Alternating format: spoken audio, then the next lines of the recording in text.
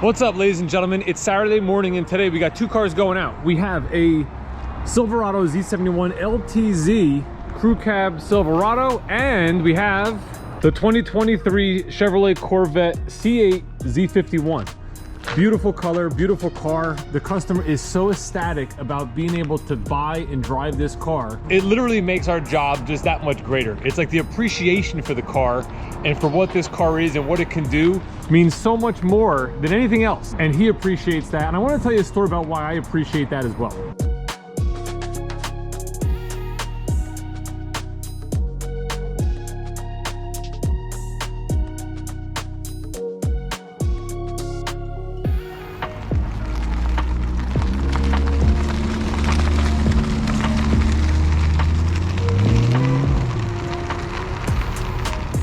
Ladies and gentlemen, today we're gonna do a little bit of a story time, a little history of Dave B.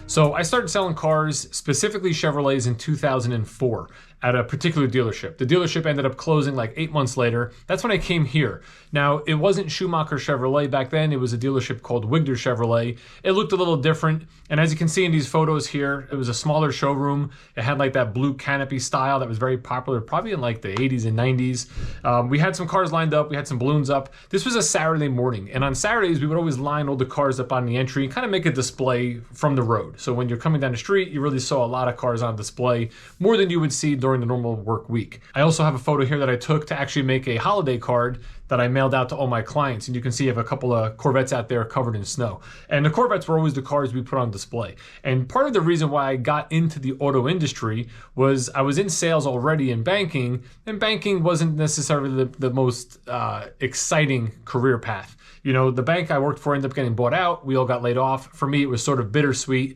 because it forced me to find a different path. And I got into auto sales. And when I started selling Chevys, the main driver of me going to Chevrolet was things like the Corvette, the Camaro, the Silverado pickup trucks, all the cool enthusiast vehicles that we love. The first vehicle I bought for myself from the Chevrolet dealership was actually a Trailblazer SS in 2006. I did a lease on it. This is the only photo I can find of this car. And if you look in there, you also see a pretty cool orange Ford. That is my 1973 Ford Galaxie 500 that I had at the time as well. But one of the things I always strived for was I wanted a Corvette. And every time on Saturday mornings when we would line all the cars up and move all the cars together, I knew I wanted that car. And I got the opportunity. One day, one of my clients that I sold a 2005 Corvette to called me up and he said he wanted to sell the car. He wanted to trade out of it and get an Impala. Now, he was doing this because he was going in for a liver transplant. He didn't want his wife to have to mess around with this car should the unfortunate happen. So he wanted to set her up with an Impala. She'd be good to go in case something went wrong. Thankfully, everything went okay with his operation, all that sort of stuff. In hindsight, he really didn't have to sell the car, but he did, and it gave me the opportunity to buy it, which I did.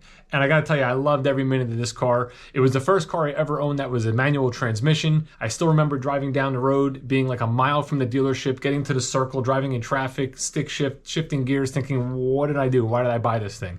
But being a car enthusiast, you get used to it, you learn. I loved every moment of it. It was great.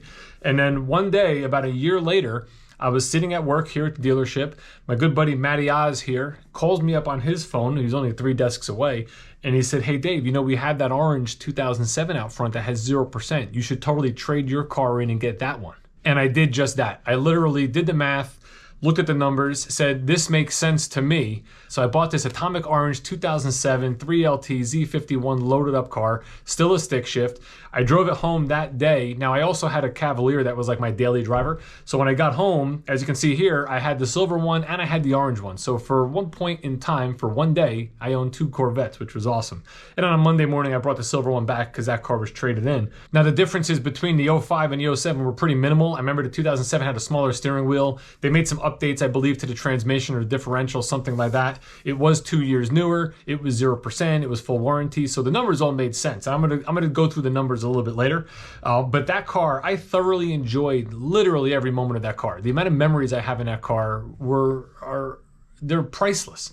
For instance, we packed the car up. I drove to Florida.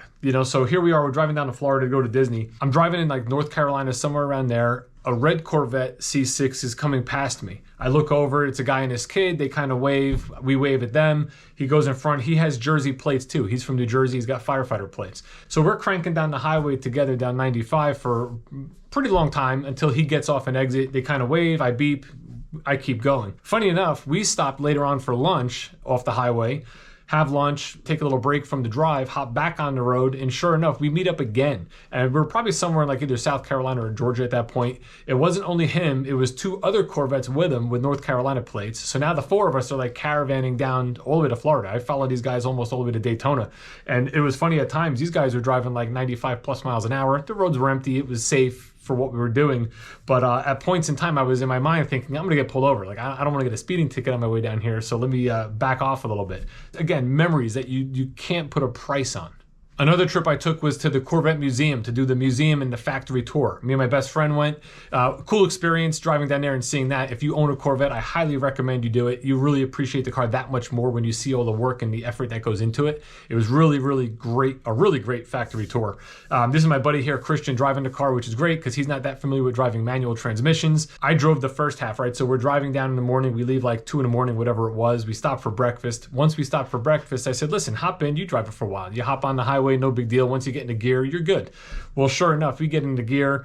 He gets on the highway. Next thing you know, there's like a construction site. There's cops doing radar. There's all sorts of havoc going on, which brought his anxiety probably through the roof. But he enjoyed it too. He enjoyed driving the car and just having fun. I like that aspect of it. You know, a lot of people I would talked to in the past were like, they would never let people drive the car. To me, it was like, I wanted everybody I knew to experience that car.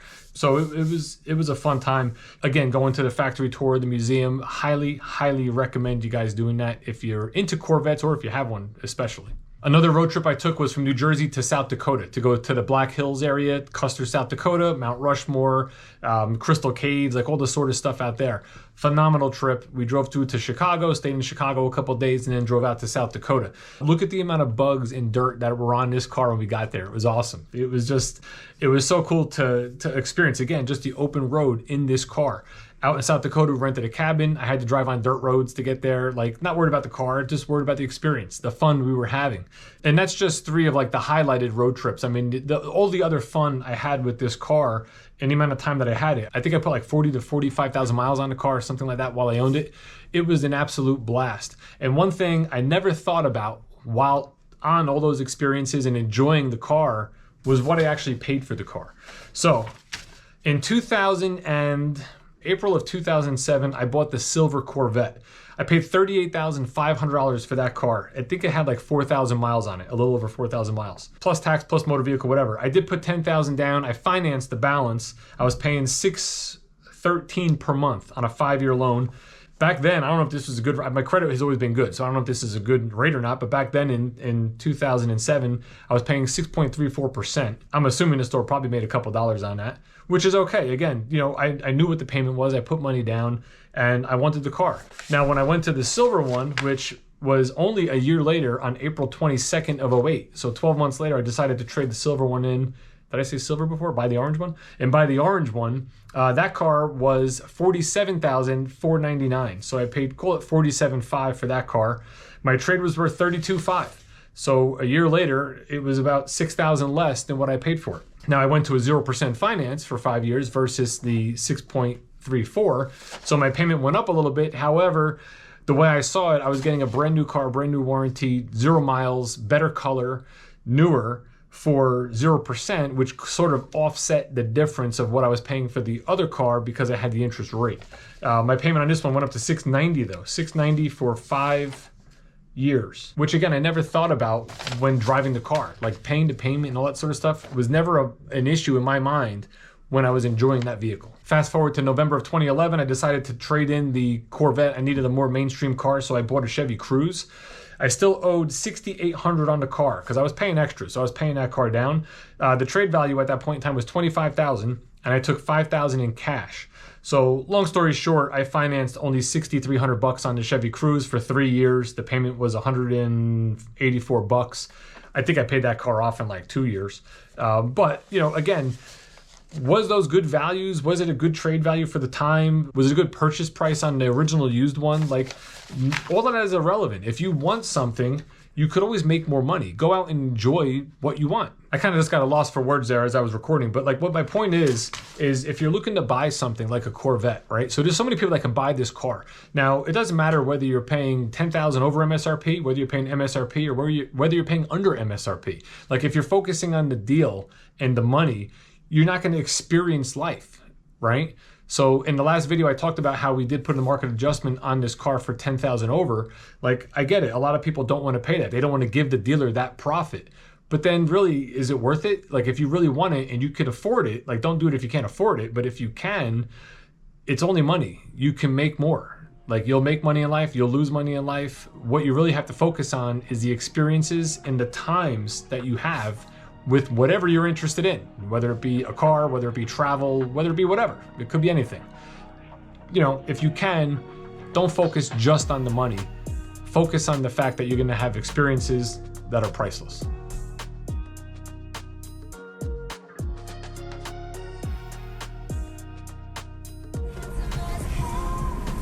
Doing some wheeling down in the Pine Barrens, Wharton State Forest. Whoa, whoa, whoa. Who's driving like an animal?